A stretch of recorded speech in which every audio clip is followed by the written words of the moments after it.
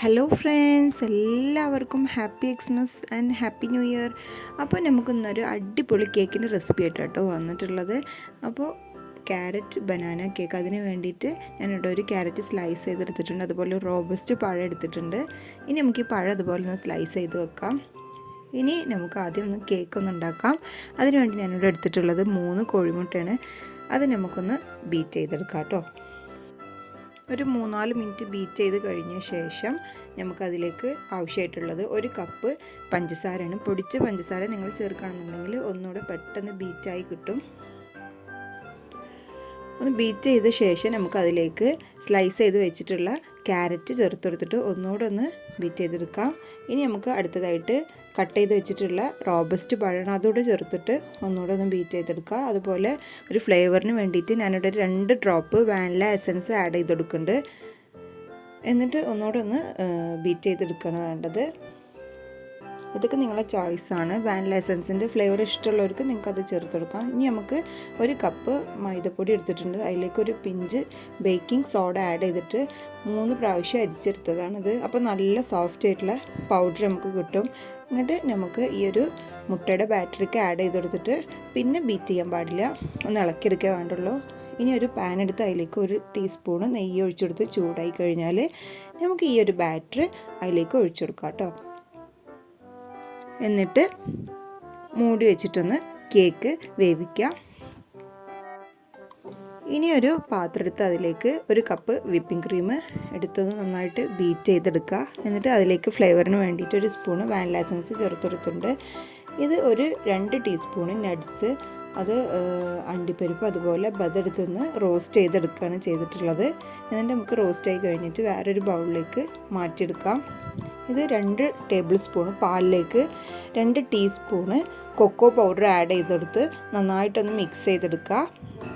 എന്നിട്ട് നമുക്ക് അതിലേക്ക് ആവശ്യത്തിന് പഞ്ചസാര കൂടെ ചേർത്തെടുത്ത് ഒന്നുകൂടെ ഒന്ന് മിക്സ് ചെയ്തെടുക്കുകയാണ് ചെയ്യുന്നത്.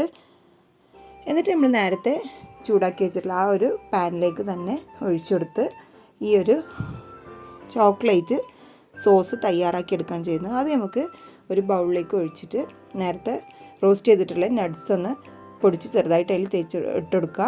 എന്നിട്ട് ഇപ്പോൾ നമ്മൾ കേക്ക് റെഡി ആയിട്ടുണ്ട്. 2 ലെയറായിട്ട് കട്ട് ചെയ്തെടുത്തിട്ടുണ്ട്. ഇനി ഒരു കേക്ക് ബോർഡ് എടുത്ത് അതിലേക്ക് ഒരൽപ്പം വിപ്പിംഗ് ക്രീം തേച്ച് കൊടുത്തിട്ട് അതിന് മേലെ ഒരു ഫസ്റ്റ് ലെയർ വെച്ചെടുക്കുക.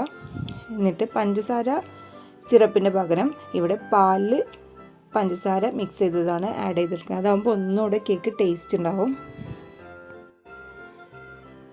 സാധാരണ നമ്മൾ കേക്ക് ഉണ്ടാക്കുന്ന പോലെ തന്നെ നല്ലൊന്ന് വെറ്റ് ചെയ്തെടുക്കുക. എന്നിട്ട് അതിന് മേലെ നമുക്ക് വിപ്പിംഗ് ക്രീം തേച്ച് കൊടുക്കാം.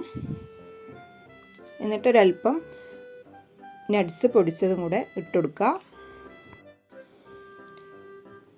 എല്ലാ ഭാഗത്തേക്കും നിങ്ങൾ അളവിനനുസരിച്ച് നിങ്ങളുടെ ഇഷ്ടത്തിനനുസരിച്ച് നട്ട്സ് കൂട്ടി കുറച്ചൊക്കെ ഇടാം.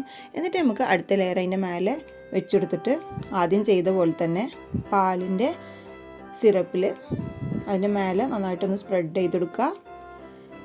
എന്നിട്ട് വിപ്പിംഗ് ക്രീം ബീറ്റ് ചെയ്ത് വെച്ചത് അതിൻ്റെ മേലെ ഒന്ന് ക്രം കോട്ട് ചെയ്തെടുക്കുകയാണ് ചെയ്യുന്നത്. എല്ലാ ഭാഗത്തേക്കും വിപ്പിംഗ് ക്രീം സ്പ്രെഡായി കഴിഞ്ഞാൽ നമുക്ക് നേരത്തെ തയ്യാറാക്കി വെച്ചിട്ടുള്ള ചോക്ലേറ്റ് സോസ് അതിൻ്റെ മേലെ ഒഴിച്ചു കൊടുക്കാം.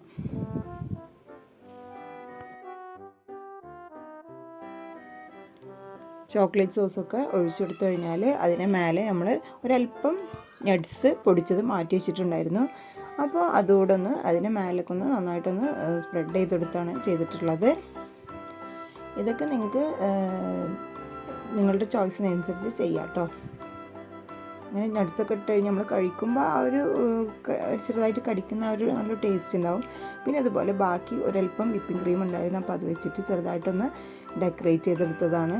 ന്യൂസിലൊന്നും യൂസ് ചെയ്യാതെ ജസ്റ്റ് പ്ലാസ്റ്റിക് കവറിൽ വിപ്പിംഗ് ക്രീം വെച്ചിട്ടൊന്ന് ഡെക്കറേറ്റ് ചെയ്തെടുത്തതാണത്.